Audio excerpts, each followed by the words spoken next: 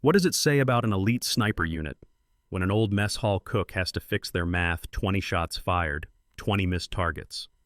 On a classified firing range where only the very best are allowed to stand, the target 2,500 meters away remains untouched, cold, silent, as if it is mocking everyone. Colonel Hawkins, a training officer known for his strict discipline, begins to lose patience. His voice sharpens. Orders are repeated. But the result does not change. Behind them, three-star General Reynolds stands still. No intervention, no expression. He simply observes as if waiting for a greater mistake to reveal itself. And then, from a corner no one is paying attention to, an elderly man slowly pushes a water cart forward, a grease-stained apron, a hunched back. 79 years old, Jacob Jack Cole, the base's mess hall cook, an invisible part of this place. He sets a paper cup down, looks toward the canyon, and quietly mutters a single sentence. The wind isn't 10 knots. It's swirling. 14, maybe 15. The entire range falls silent. An old cook correcting the wind call of the most elite sniper unit. Laughter breaks out. Contempt follows, and a public conflict begins. If you believe that true courage does not live in the sound of gunfire, but in the silence of those who have walked through war. Subscribe to Service Honor Stories so together we may preserve the memories, dignity, and reverence owed to our heroes. Jack said nothing. He did not argue. He did not apologize. He did not try to explain what he had just said. As all eyes turned toward him, Jack simply lowered his head and placed the paper cup onto the worn metal table. The sound of it touching the surface was dry and brief, then gone. He did not look at Colonel Hawkins. He did not look at the young snipers standing in formation ahead of him. Jack's gaze drifted farther than that, past the sun-scorched red earth, straight toward the canyon where the wind was quietly twisting. A man who has just been publicly humiliated usually reacts. He pushes back. He stumbles. Or he forces a smile to hide the shame. But Jack did none of that. He stood still, rough hands hanging loosely at his sides, as if the noise around him were nothing more than familiar background sound. On a face weathered by age and sun, there was no fear, no anger, only a kind of calm that was hard to name, the calm of someone who has seen enough to no longer feel the need to prove anything to anyone. A few young snipers glanced at one another. A smirk appeared. A quiet snort slipped out. In their eyes, Jack was just an old kitchen worker, the man who pushed a food cart through the buildings every morning, who remembered menu items better than people's names. He belonged to logistics, not to the place where missions were decided. To them, his presence here, inserting himself into a wind calculation, was nothing more than a ridiculous situation. Jack kept looking toward the canyon. The wind eased for a moment, then picked up again. He didn't measure it, didn't need equipment. He simply tilted his head slightly, as if listening to something long familiar. His breathing was slow, even without the slightest sign of tension. This wasn't performative confidence. It was the calm of a man who had learned to stand alone before spaces far greater than the contempt of a few young men. Colonel Hawkins continued raising his voice behind him, but Jack did not turn around. The orders struck his back and slid off, leaving no mark. He had heard voices like that before elsewhere, in moments where mistakes carried more than embarrassment, where the cost was measured in human lives. Compared to those memories, this anger was nothing more than noise. A young sniper whispered to his teammate, casting a quick glance at Jack before looking away. They laughed, but the laughter didn't last. There was something about the way Jack stood that made it hard to keep mocking him. Not fear, uncertainty. Jack looked like someone who didn't need to be understood, and that alone unsettled them.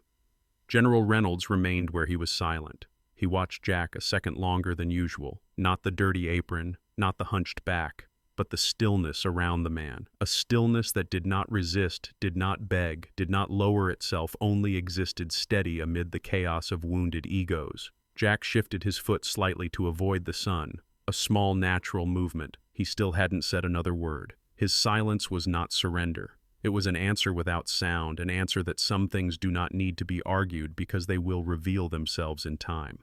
The young snipers kept watching him, part curiosity, part lingering disdain. In their minds, he was still an outsider, an old man who couldn't understand the pressure of shots fired at 2,500 meters, someone who didn't belong in this game. Jack rested his hand on the edge of the water cart, the knuckles standing out clearly. He waited, not for permission but for the moment. Those who have walked through war learn this early: speaking is not always the fastest way to reach the truth. The silence stretched one beat longer, just long enough for mocking looks to turn into discomfort. And in that narrow space, public humiliation finally began to find its voice. Colonel Hawkins turned fully toward Jack, his voice clear and openly irritated. "You're standing in the wrong place," he said slowly, each word dropping with intent. "This isn't the mess hall. This is a firing range." A few laughs broke out immediately. Not loud, but loud enough for the target to hear. The young snipers exchanged glances, corners of their mouths curling with interest. To them, this moment was finally more entertaining than dry wind calculations and failed shots. "What do you think you're doing?" Hawkins continued, his voice rising a notch. "Correcting our numbers? Or are you here to teach us how to cook soup in the desert?" The laughter spread. One young soldier blurted out, not quite quiet enough to be a whisper, "Maybe he reads the wind by the smell of barbecue." Another laughed, "Or by his age." Jack remained still. He neither lifted his head nor lowered it. He stood there, as if the words weren't aimed at him at all. But his eyes were no longer fixed on the canyon. They rested on the empty space ahead where the laughter collided and fell to the ground. Hawkins stepped closer, shrinking the distance between them. "Listen," he said, his tone sharpening into command. "You have no business here. Your job is to bring water, clean up, and stay clear of the operational area. I don't need an old cook teaching me how to shoot." A young sniper chimed in. "Yes, sir, maybe he should get back to his pots and pans." Laughter erupted again this time, freer, more relaxed. The humiliation was no longer accidental. It had become collective agreement. Jack was placed exactly where they wanted him, lower, out of place, not belonging here. Jack slowly turned his head, not toward the young soldiers, but toward Hawkins. He looked straight at the colonel, his gaze steady. No challenge, no pleading, just a bare look, as if weighing whether the man in front of him truly wanted an answer. "You heard me, didn't you?" Hawkins pressed, impatience creeping in. "Leave the firing area. Now." Jack gave a very slight nod, just enough to show he had heard. He placed his hand on the edge of the water cart, preparing to push it away. To those watching, it looked like acceptance. An old man who knew his place. Someone who understood he had crossed a line. But before the wheels moved, Jack stopped. He didn't fully turn back. He only tilted his head as if speaking to himself, yet his voice was clear enough that no one could ignore it. 14, Jack said. "The wind is swirling in the canyon, not 10. The entire group froze. Not because of volume, not because of attitude, but because of how he said it. No emotion, no emphasis, no attempt to justify himself. Just a piece of information laid down exactly the way he had set the cup of water moments earlier. Hawkins scoffed. "You still don't get it, do you?" he said. "We don't need advice from someone who doesn't know how to stay in his place." Jack didn't reply. He pushed the cart forward slightly, then stopped completely. He stood there with his back to them, but his words remained suspended in the air, untouched, impossible to erase. A few young snipers glanced at one another. The smiles on their faces began to fade. They didn't believe Jack, but they didn't dismiss what he said either. It was too specific to be nonsense, too precise to be luck. Hawkins cleared his throat as if to cut the moment short. "That's enough," he said. "Resume the exercise." Jack began to push the cart away. His steps were slow and even unhurried. He didn't look back, but behind him the mocking laughter no longer sounded the same.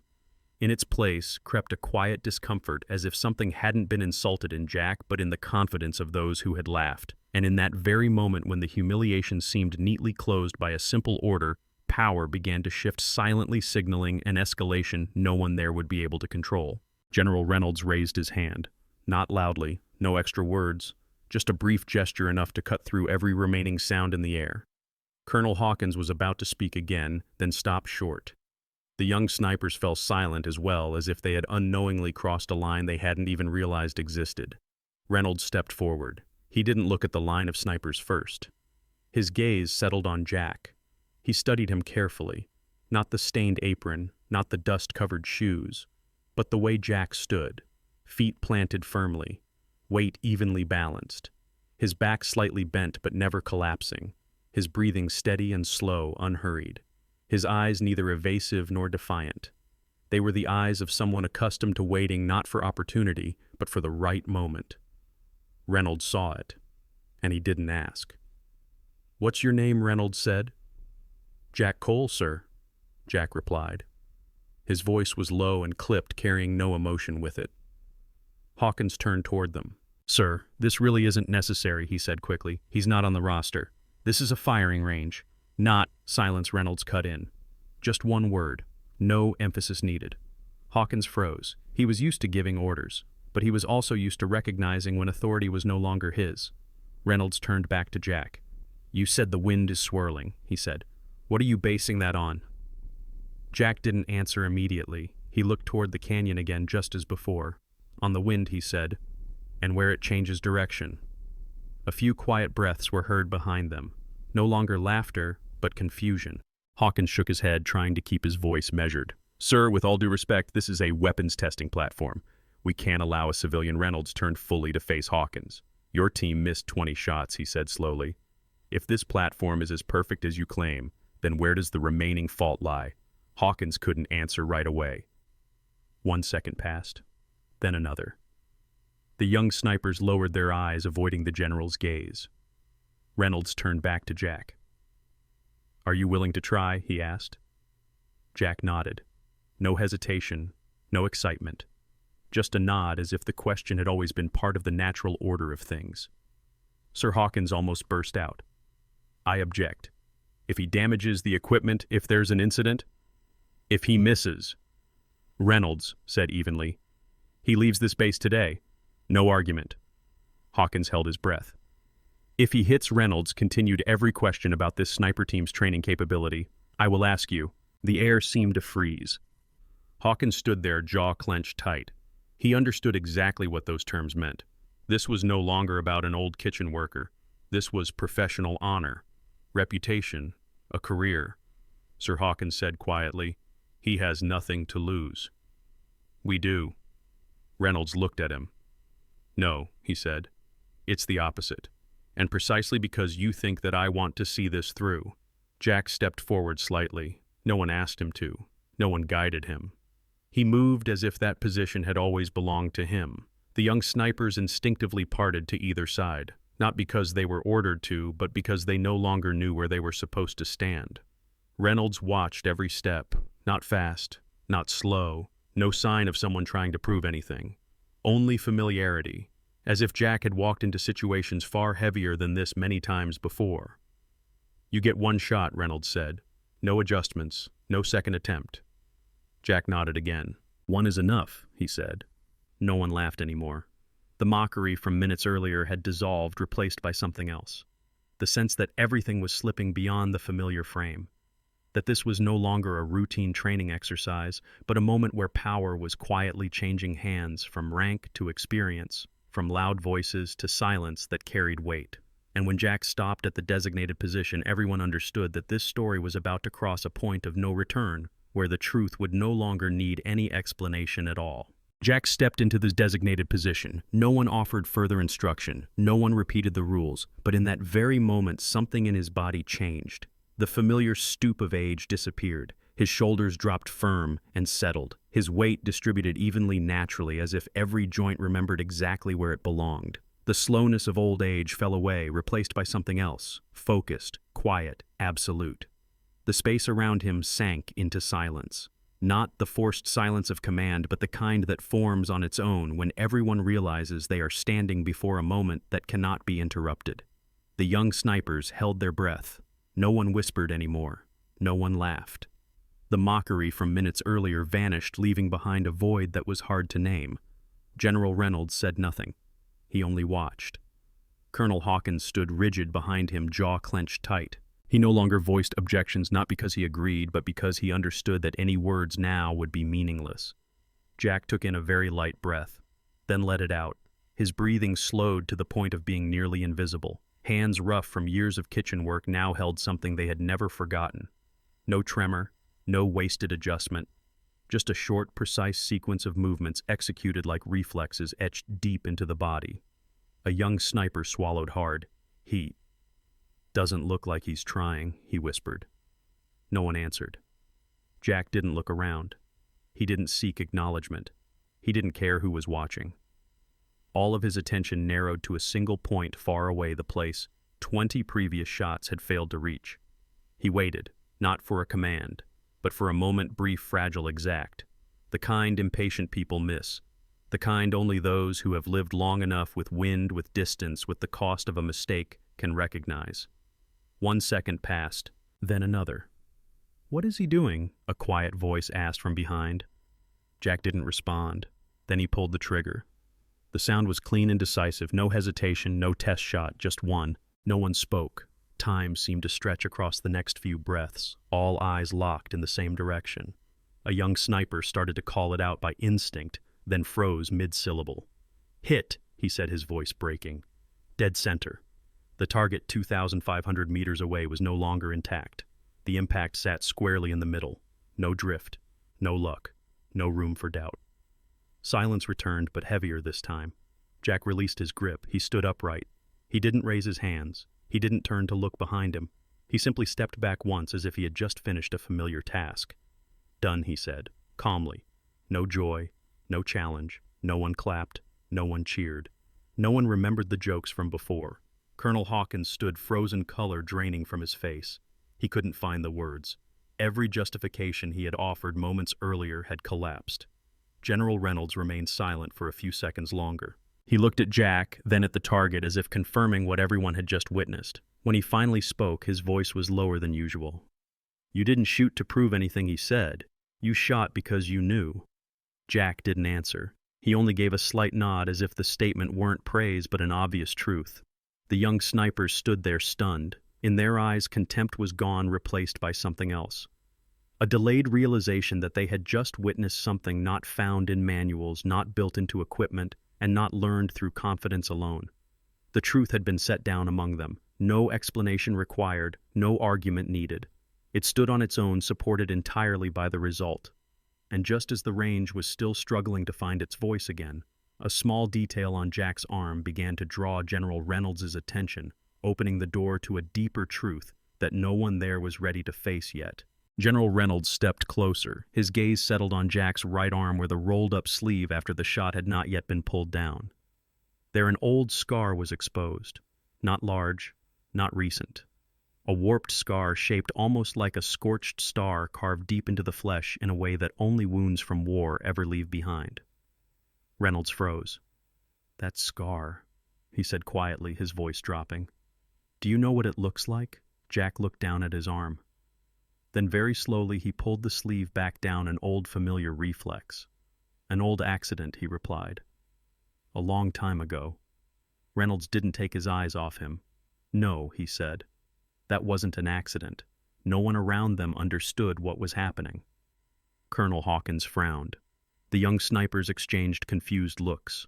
The silence shifted, no longer shock, but anticipation. Valley of Ashes. Reynolds continued. 1972. The name fell like a heavy object. A few of the older men inhaled sharply. The younger ones didn't react right away. The name wasn't in their manuals. It existed only in stories passed down quietly.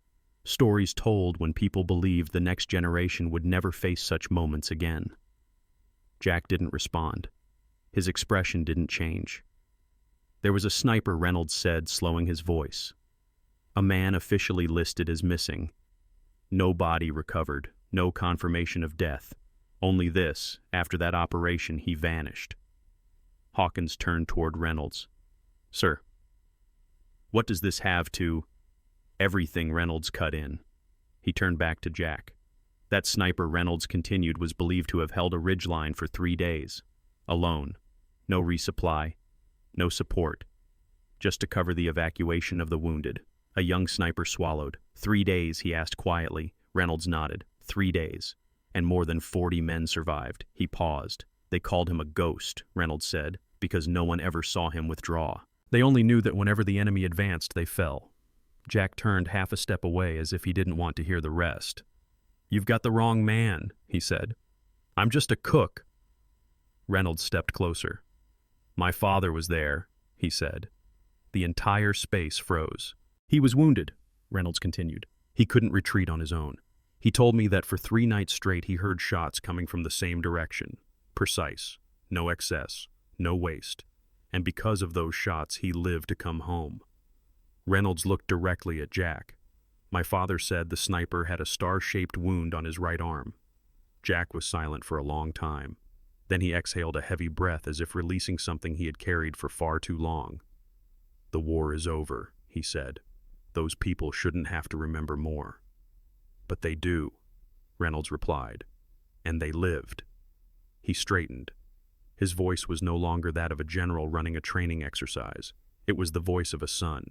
"That sniper didn't come back for recognition," he said. "But the men he saved did, and they carried that story with them for the rest of their lives." Hawkins looked at Jack, his face completely changed. Are you that man?" he asked, his voice hoarse. Jack didn't answer immediately. "I did my part," he said finally. "Then I left." "You disappeared," Reynolds said. Jack nodded.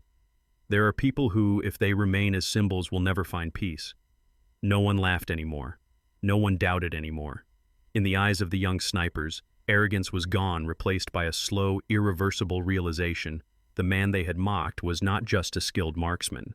He was a part of history, the very ground they were standing on, a living legacy, no medals, no ceremonies, yet present through silence and undeniable results. From that moment on, humiliation had no place, and the only thing left was a larger question: what Jack would do with the truth now spoken aloud, and whether he would allow the next generation to step into the memories he had spent a lifetime trying to bury. Jack shook his head very slightly as General Reynolds finished speaking. "No need," he said. His voice was low and even. "I didn't come back here to be named." Reynolds looked at him for a moment, then nodded. He understood. Some people don't return for glory, but to restore order to things that have been misunderstood. "We can hold a ceremony," Reynolds said, "a report.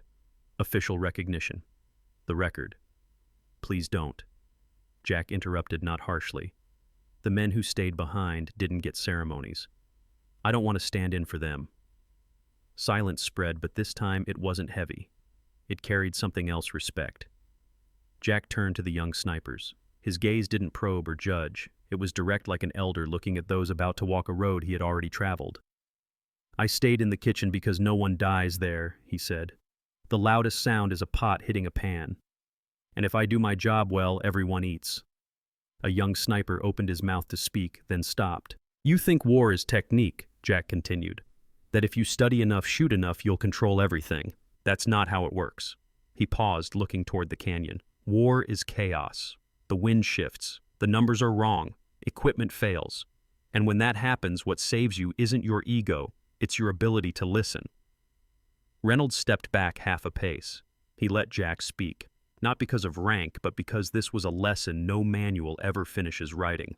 "When you think you're the best person in the room," Jack said, "that's when you're most dangerous to yourself." A young sniper swallowed. "Sir, how do you know when to shoot?" he asked. Jack looked at him. "When everything inside you goes quiet," he replied. "When you no longer need to prove anything. When you're no longer trying to beat anyone. When all that's left is the will to survive." Colonel Hawkins stepped forward. His face had gone pale, not from fear, but from realization. "I'm sorry," Hawkins said. "No excuses, no justifications. For what I said, and for not listening." Jack turned to him. "You did your job," Jack said. "You protected your team. But there's one thing you need to remember."